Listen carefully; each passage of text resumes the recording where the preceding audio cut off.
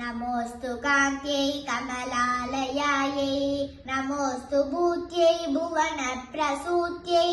नमोऽस्तु देवादिविरर्चितायै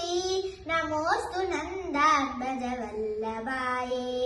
सम्पत्कराणि सकलेन्द्रियनन्दनानि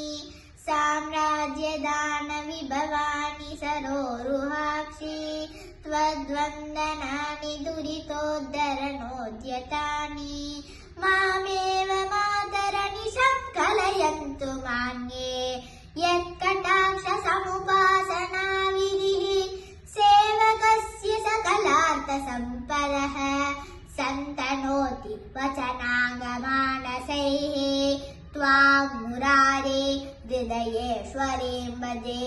सरसिजनिलये सरोजहस्ते धवलतमां शुकगन्धमाल्यशोभे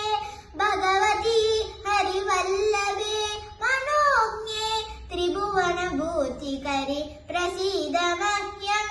भगवती हरिवल्लभे मनोज्ञे त्रिभुवनभूतिकरि प्रसीद मह्यम् दिग्गस्तेभि कनककुम्भमुखावहृष्टस्वर्वाहिनि